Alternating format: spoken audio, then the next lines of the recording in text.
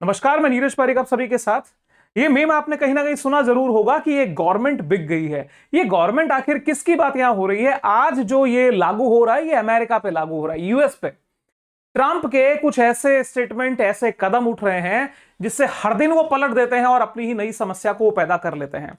आपको इस बात का अच्छे से अंदाजा होना चाहिए कि जिस ट्रेड डील की सुगबुगाहट थी कि मार्च के मिड में हम सिग्नेचर कर लेंगे, चीजें सेटअप हो जाएंगी, लेकिन अब भारत के पास में स्वर्णिम अवसर भारत को मिला कि भैया बाईपास निकालिए, भागिए यहां से, वरना अमेरिका के साथ ये डील जो है ये हमारे डील डॉल को बिगाड़ देगी, समस्या पैदा कर देगी।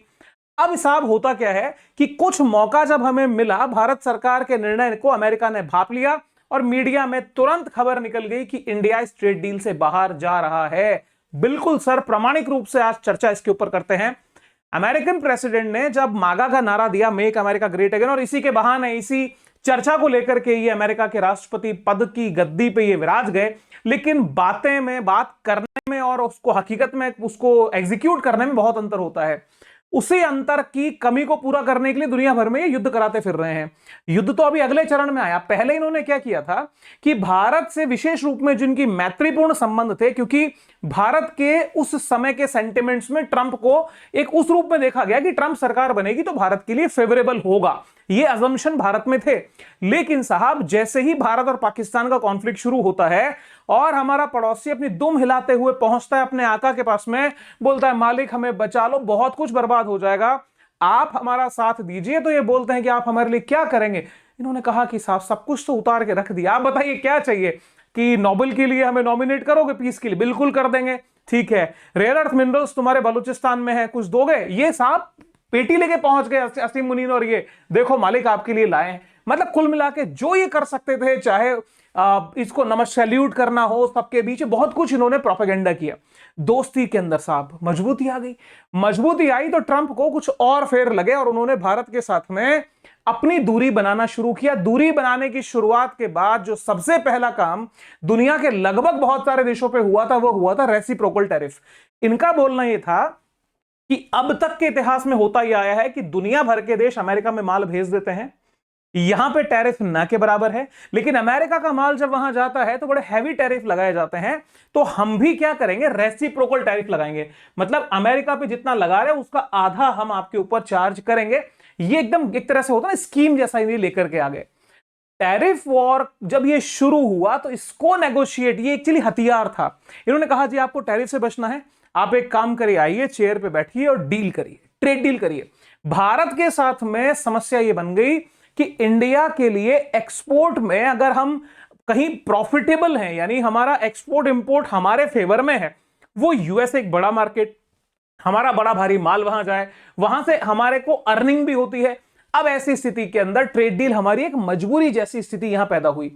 ऑन टेबल नेगोशिएशन के जब बिठाया गया और वहीं पे अमेरिका की जनता को यह हवाला दिया गया कि देखिए जी हमने टैरिफ लगाया है, ट्रेड डील हो रही है बैक टू बैक, पैसा ही पैसा है, बहुत कुछ है बाबू भाई, कोई चीज की कमी नहीं। अब अमेरिका को ग्रेट बनने से कोई रोक ही नहीं सकता। तो जो हकीकत में यहां हुआ था वैसा ही अमेरिका के साथ हुआ, रियलिटी कुछ और थी। लेकिन यहां पर एक जो दूसरा कुत्सित प्रयास था, इनकी जो श्रूड पॉलिटिक्स थी, वो ये थी कि रशिया से कैसे इंडिया को दूर किया जाए, क्योंकि एक मजबूत पिलर भारत के लिए शुरू से रशिया रहा है। अब रशिया से दूर करने के लिए इन्होंने दबाव डालना शुरू किया कि साहब देखो, ये जो ट्रेड डील के बेसिक प्रावधान थे जिन पे भारत ने सहमति भी व्यक्त कर दी थी, और उन्हीं पे कुछ बेसिक हल्के फुल्के अमेंडमेंट के साथ में मार्च मिड में ये एग्रीमेंट हो जाता, ये डील हो जाती। उसमें सबसे बड़ी बात थी कि रशिया से आप ऑयल खरीदना कम करेंगे, जो कि हमने किया भी। और दूसरी बात साहब, $500 बिलियन का सालाना आपको खरीदारी करनी पड़ेगी। $500 बिलियन की कीमत समझिए कि जब अभी ट्रंप ने अनाउंस किया है कि अंबानी जो है हमारे यहां आएंगे और $300 बिलियन का इन्वेस्टमेंट करेंगे, लगभग 25 लाख करोड़ का। अब आप सोच के चलिए, लगभग 40 से 45 लाख करोड़ सालाना भारत खरीदे माल अमेरिका से, ऐसा बॉन्डेशन उन्होंने वहां दिया है। आप अगर वो अंबानी वाले जो क्या डील हुई है, कौन सी रिफाइनरी लग रही है, उसकी सच्चाई जानना चाहते हैं, ये वीडियो जरूर से आप देख सकते हैं। अब साहब बात क्या है, इन सब चीजों पे भारत के अंदर भी विरोध भी रहा। भारत सरकार के साथ में उन्हीं के जो पार्टनर्स हैं वो इससे असहमत भी रहे। आम जनता का भी रिव्यू जो थोड़ा इस डील को लेकर नेगेटिव ही था। और ऐसे मौके पे महान जो हमारे कॉमर्स मिनिस्टर हैं पीयूष गोयल, उन्होंने कहा कि हम सब जानते हैं कि प्रधानमंत्री ने प्रेसिडेंट ट्रंप के साथ दोस्ताना रिश्ते और करीबी रिश्तों का फायदा उठाते हुए अमेरिका के साथ एक ट्रेड डील फाइनल की है जो हमारे सभी पड़ोसियों से, सभी आसपास के देशों से और सभी मुल्कों से बेहतर हमने ये डील यहां पे ले ली है। तारीफ करने में इन्होंने कमी छोड़ी नहीं, लेकिन हकीकत ये भी जान रहे थे। अमेरिका ने उसी के पैरेलल क्या किया कि मादुरो को हटा के, जिनका मूल ऑब्जेक्ट तेल चोरी करना होता है, वही तेल इंडिया को देने की बात कही। कहा कि रशिया से ऑयल परचेज कम करो और हमसे ऑयल परचेज बढ़ा लो। इंडिया की रिफाइनरीज ने वेनेजुएला से ऑयल मंगाना शुरू भी किया, क्योंकि वेनेजुएला का जो ऑयल है वो हैवी ग्रेड ऑयल है और इंडिया की रिफाइनरी, स्पेशली जामनगर रिफाइनरी, उसमें एक्सपर्टीज रखती है कि वो हैवी ऑयल को भी फिल्टर करे, प्रॉपर उसके प्रोडक्ट बना दे। प्रोसेस शुरू हुआ, लेकिन हिंदुस्तान की तकदीर में, या कहिए दुनिया के बहुत सारे देशों की तकदीर में, एक सवेरा बन के निकला supreme court of United states of America, America का सर्वोच्च न्यायालय। उसने एक निर्णय दिया और उसी निर्णय में जाकर के, जिस समय पे ट्रंप अपने गवर्नर्स के साथ में ब्रेकफास्ट पे बैठे थे, एक खबर इनको मिली ऑन द टेबल, इनके होश ठिकाने रह गए। सुप्रीम कोर्ट ने इस पूरे के पूरे टैरिफ वाले क्रम को ही रद्द कर दिया। कहा कि कोई भी टैरिफ आपका मान्य नहीं है, फिर वो चाहे ट्रेड डील के बहाने लगाया हो, चाहे बिना किसी ट्रेड डील के आपने लगाया हो। जब ये गैर कानूनी करार दिया गया, दुनिया के अंदर खुशी की लहर थी। इनको बहुत जगह मुखी खानी पड़ी, स्पेशली ये ईयू भी इनसे इस मुद्दे पे नाराज हो गया था। अब यहां क्या होता है, जब सुप्रीम कोर्ट ने इसके सारे के सारे प्लानिंग पे पानी फेर दिया, ऐसे मौके पे ट्रंप अब नए रास्ते तलाशने लगे। ट्रंप के मन में यह था कि मेरे को इसका बदला लेना है, और मतलब जो मेरी बात यहां पे खराब हुई, इन्होंने वहां के सुप्रीम कोर्ट के जजेस को तो गाली अच्छे से दी थी। जो जज इसके फेवर में थे उनको कहा कि बड़े राष्ट्रवादी हैं, बाकियों को कहा ये डेमोक्रेट्स के लगाए हुए जज हैं, बड़े ही घटिया हैं। तो ये कितना बड़ा व्यक्तित्व है आप समझ लीजिए। अब ऐसी स्थिति में क्या होता है, इन्होंने कहा कि भाई सुनो, बहुत ज्यादा उछलने कूदने और खुश होने की जरूरत नहीं है, तुम्हारी खुशियां बहुत लिमिटेड टाइम की होंगी, हम रास्ते तलाश रहे हैं, देखो हम करते क्या हैं। इन्होंने क्या किया, एक एक्ट है इनका, यूएस ट्रेड एक्ट 1974, उसका सेक्शन 122 122 यूज किया और उसके तहत दुनिया के सभी देशों पर 10% टैरिफ लगा दिया। 10% टैरिफ लगाया और 2 दिन बाद संशोधन करके उसको 15% कर दिया। जानकारी के लिए बता दूं, जो ट्रेड एक्ट 1974 है, उसका सेक्शन 122 ये इजाजत देता है प्रेसिडेंट को कि वो कुछ सिक्योरिटी मेजर्स अपनी अर्थव्यवस्था के लिए ले सकता है, लेकिन उसकी एक लिमिट है। वो अधिकतम 15% तक हो सकता है और लिमिट उसकी ड्यूरेशन मैक्सिमम 150 डेज का हो सकता है। अब यहां क्या हो रहा है कि पहले 10% अनाउंस करके वो 15% पे ले गए। अब जो उसकी अवधि है 150 दिन वाली, वो अब नजदीक आ रही है। अब देखिए यहां हो क्या रहा है। यहां पे जैसे ही ये एक ट्रेड एक्ट यहां पे इसके यूज करके 10% ग्लोबल टैरिफ लगाया, बाद में 15% किया, दुनिया भर के देशों ने अपनी कमेंट्री करना शुरू किया। स्पेशली सबसे पहले मौके को इसने पिक किया फ्रांस ने, क्योंकि फ्रांस कभी कोई ऐसा मौका नहीं छोड़ता जहां पे वो अमेरिका को कटघरे में खड़ा ना करे। और उसने कहा कि देखिए, काउंटर वेट होने का, यानी प्रति सामने पक्ष भी अगर मजबूत है, जैसे सुप्रीम कोर्ट था, सुप्रीम कोर्ट ने राष्ट्रपति को कंट्रोल कर लिया, ये बैलेंस ऑफ पावर होता है, डेमोक्रेसी की जान होती है। इसने कहा कि ऐसी स्थिति कितनी बेहतर है, काउंटर वेट यहां था तो डेमोक्रेसी मजबूत हुई। कुल मिलाकर के ट्रंप को तानाशाह कहने की इनडायरेक्टली यहां पे कोशिश की गई। चीजें जब और आगे बढ़ी तो उसके बाद में सवाल उठा कि क्या भारत पर भी ये खत्म हो जाएगा टैरिफ। ट्रंप ने इससे मतलब इंडियन मीडिया हाउस ने, एक पत्रकार ने सवाल पूछा कि साहब आपका तो ये रद्द हो गया, तो अब इंडिया पे टैरिफ क्या खत्म हो जाएगा। ट्रंप को ये बात बड़ी बुरी लगी और ट्रंप ने अपना जवाब जो था वो यहां पे दे दिया। इन्होंने यहां पे बहुत सारी बातें कही, लेकिन यहां पे एक शब्द लिखा है मोदी जी के लिए, he was ripping us of, यानी मोदी हमें ठग रहे थे। वो बहुत स्मार्ट हैं, बहुत समझदार हैं, लेकिन वो हमें ठग रहे थे। हमने अब कुछ नहीं किया, हमने चीजों को बस रिवर्स कर दिया। मतलब इसका मतलब क्या समझेंगे आप, पहले मोदी हमें ठग रहे थे, हमने परिस्थितियों को पलट दिया, रिवर्स कर दिया, मतलब अब हम इंडिया को ठग रहे हैं। ऐसी बात इन्होंने अपने स्टेटमेंट में कही। ये हिंदी के अंदर मैंने लिखा है, प्रधानमंत्री मोदी महान इंसान है, लेकिन अमेरिका के मामले में उन लोगों से ज्यादा स्मार्ट थे जिनके वे खिलाफ थे। वे हमें ठग रहे थे, इसलिए हमने भारत के साथ एक डील की है जिसको लगभग रद्द कर दिया गया है। यह अब एक फेयर डील है और हम उन्हें टैरिफ नहीं दे रहे, यानी 0%, और वो टैरिफ दे रहे हैं मतलब 18%। कुल मिला के हमने थोड़ा पलट दिया, मतलब पहले वो ठग रहे थे, अब हम ठगेंगे। ये कहानी साहब निकल करके आई थी। लेकिन अब एक कदम जब ट्रंप की तरफ से और उठाया गया रिसेंट, उसको लगभग सारे मीडिया हाउसेस ने कवर किया और अर्थशास्त्रियों के बीच में, जियोपॉलिटिक्स के एक्सपर्ट्स के बीच में ये टॉपिक ऑफ मेन डिस्कशन बन गया। यहां से भारत को एक बड़ा मौका मिला और साहब इकोनॉमिक टाइम्स की ये खबर, आज की खबर 13 मार्च 2026 4:04 शाम को ये खबर आती है। सूत्रों के मुताबिक ट्रंप द्वारा शुरू की गई नई जांच के मद्देनजर भारत अमेरिका के साथ व्यापार समझौते को स्थगित करेगा। यहां पर ध्यान रखने वाली बात है कि एकाएक डिनाय ना करके हमने इसको होल्ड पे डाल दिया है। होल्ड पे डालने का मतलब यही है कि आपने हमारा रिप्लाई नहीं दिया, ठीक है, सोच के बताएंगे। सोच के बताने का मतलब होता उसको धीरे धीरे लिंगर ऑन करना और बाद में उससे निकल जाना। अब आप देखिए यहां पे कौन सी जांच की बात हो रही है जो सारी डिस्कशन की जड़ बन गया। यहां पर चर्चा ही आती है कि जब फरवरी के 2026 में इतनी सारी चीजों पे सहमति बनी तो हम यहां से अब निकले क्यों। New section 301 trade prop target India, यानी जिस ट्रेड एक्ट 1974 की हम बात कर रहे थे उसी ट्रेड एक्ट की एक धारा और है 301। ये धारा 301 ऑफ ट्रेड एक्ट 1974 का यूज अमेरिकन प्रेसिडेंट ने किया है दुनिया के 16 देशों के साथ में, जिनके साथ में उनके ट्रेड एग्रीमेंट या तो हो चुके हैं या तो होने वाले हैं, जिसमें चीन भी आता है, ईयू भी आता है, इंडोनेशिया भी है, चाइना मैंने बताया, इंडिया, बहुत सारे देश, 16 देश इसमें शामिल हैं। अब ये जो 301 है ये बेसिकली काम क्या करता है, ये काम ये करता है कि इनकी इन्वेस्टिगेशन टीम ये देखेगी कि साहब की इंडिया में क्या अनफेयर ट्रेड प्रैक्टिस होती है क्या, यानी जो हम व्यापार का करने का तरीका है या जो हमारे प्रोडक्शन का प्रोसेस है उसमें हम कहीं कोई अनफेयर, यानी एक तरह से हम कह सकते हैं कि गलत तरीके तो हम यूज नहीं कर रहे। पॉइंट देखिएगा सर, क्या क्या ये चेक करेंगे। पहले देखेंगे कि क्या यह उत्पाद अमेरिकी उद्योग को नुकसान पहुंचा रहा है, यानी अगर ये एक्सपोर्ट इंडिया कर दिया और वो अमेरिका में पहुंच गया तो क्या वो अमेरिका के उद्योगों के लिए नुकसानदायक है। क्या फोर्स लेबर या अनैतिक सप्लाई चेन का उपयोग हो रहा है। मतलब आप देखिए हमारे कॉन्स्टिट्यूशन में ऑलरेडी इन सब चीजों के प्रावधान है।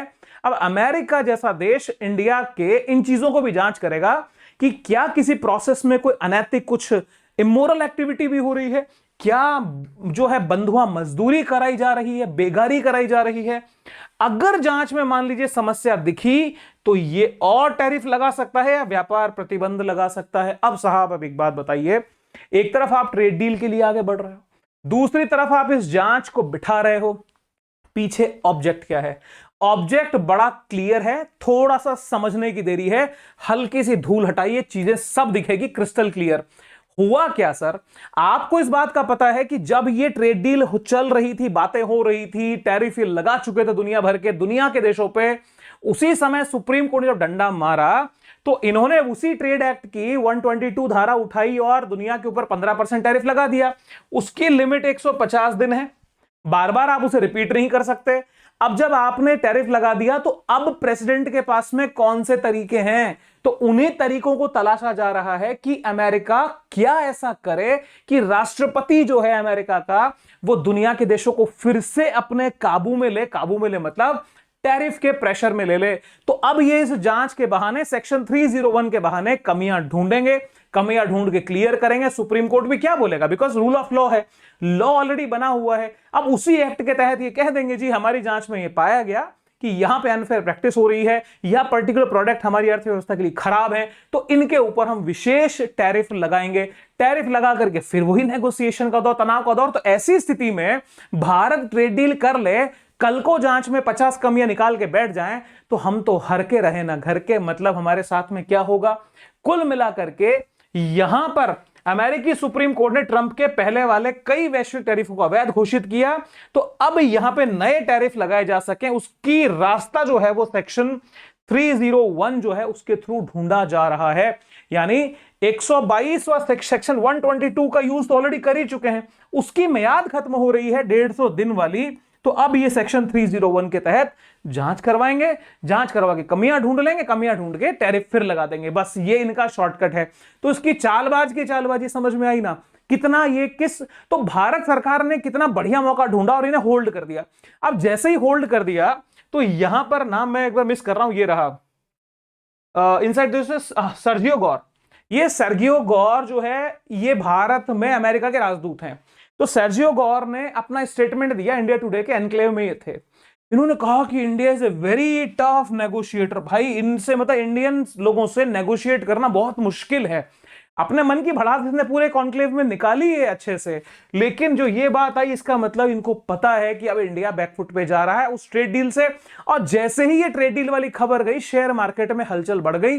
कारण क्या है कि अगर ये प्रॉब जो है ये नेगेटिव गया, मतलब भारत के खिलाफ ये कोई जांच लेके आ गए, तो मार्केट के ऊपर नेगेटिव इंपैक्ट पड़ेगा।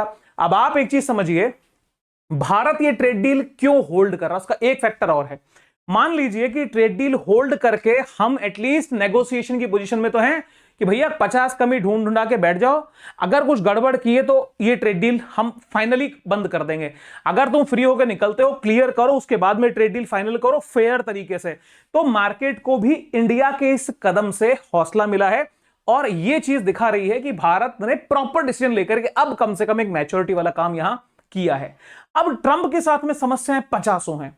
मोस्तफा खामेनेई सुप्रीम लीडर बन गए, रशिया उनको सपोर्ट कर रहा है। रही सही कसर के अंदर हॉर्मुज में इनकी नाक कट चुकी है। ये बहुत कोशिश कर चुके, कह चुके जी हम यहां ये कर लेंगे वो कर लेंगे।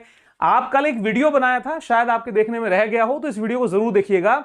इसकी नाकामियों का कच्चा चिट्ठा इस ईरान के केस में मैंने खोल के रखा था। टू द पॉइंट बहुत अच्छी बात यहां पे हुई है, समझिएगा।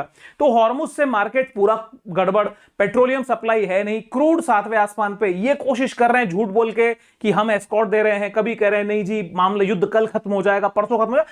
He is trying his best कि कैसे भी करके इसके मुंह पे पुती कालिक जो है वो दुनिया को नजर ना आए, लेकिन दुनिया को नजर आ रही है। उसके साथ साथ में शायद ड्रोन्स की एंट्री कहां तक मतलब हो रही है, एफबीआई ये धमकी माफ कीजिएगा, ये इनपुट दे रहा है, चेतावनी दे रहा है कि कैलिफोर्निया खतरे में है, वेस्टर्न कोस्ट के ऊपर ये ईरान हमले कर सकता है। तो चिंताएं तो सिर्फ 50 है। और वहीं पे इनके सबसे जबरदस्त कदम जो इन्होंने लिया, आपको याद है ये न्यूज कि इंडिया को हम 30 दिन की परमिशन देते हैं, जाओ अब पेट्रोलियम खरीद लो रशिया से। अब उस समय पे जो इनकी भाषा थी, इनकी भाषा इनकी मजबूरी थी। ये किस मुंह से कहें कि हम इंडिया को, या ठीक है कोई भी खरीद सकता है, 30 दिन का नाम लेके अपनी ताकत को दिखाने की कोशिश, झूठी ताकत दिखाई इन्होंने। लेकिन सर अब तो सब कुछ ही मेल्ट हो गया और रशियन पावर का या पुतिन की डिप्लोमेसी का जीता जागता प्रमाण आप देखिए। जब सारी दुनिया हॉर्मुज के चक्कर में इस मिडिल ईस्ट के इस कॉन्फ्लिक्ट में फंस गई, तो जाके इकोनॉमिक टाइम्स की खबर देख लो, 13 मार्च 26:06 सुबह की है। US allows countries to buy Russian oil आपके stranded at sea for 30 days. मतलब जो आपके फंसे हुए जहाज हैं समुद्र में, कुल मिलाकर के नाटक सारा वही है। बाकी दुनिया को भी कह दिया कि यार भाई अब हमारा गला छोड़ो, जाके रशिया से पेट्रोलियम ले लो, प्राइस तुम्हारे पड़ेंगे, जूते हमारे पड़ेंगे। तो रशिया वाले इस केस के अंदर भी ये बैकफुट पे जा चुके हैं, बैकफुट पे जा चुके। बाकी रही सही कसर, अमेरिका की जनता इनकी नवंबर 2026 के इलेक्शंस में मुझे उम्मीद है निकाल देगी। अब भारत को क्या करना चाहिए, ये इमेज, ये वीडियो, ये GIF काफी है। आप समझ रहे होंगे ना कहां से कहां तक का सफर हमें तय करना है, क्योंकि बहुत ज्यादा देरी नहीं हुई है, बहुत दूरी हमने नहीं बनाई है। यूएस का साथ फिलहाल ट्रंप एडमिनिस्ट्रेशन में भारत को बहुत निश्चित दूरियों के साथ में फूक फूक के कदम रख के चलना पड़ेगा। भारत रशिया के साथ में रिलेशन मेंटेन करे, चाइना को बैलेंस करे और अपने इसी रीजन के अंदर अपनी पॉलिटिक्स, अपनी ग्लोबल पोजीशन को हम मजबूत यहां कर सकते हैं। लेकिन अमेरिका का साथ सर ये सांप से दोस्ती करने जैसा है। तो ये ट्रेड डील की कहानी हमारी ज़बानी कैसी लगी आप भी बताइएगा, कमेंट जरूर करिएगा, आपके क्या विचार है बताएं। और अगर कमेंट, ये हमारी एनालिसिस पसंद आया है तो आशीर्वाद दे दीजिएगा, इंतजार रहेगा। Wish you very happy learning, see you soon, जय हिंद, बाय बाय।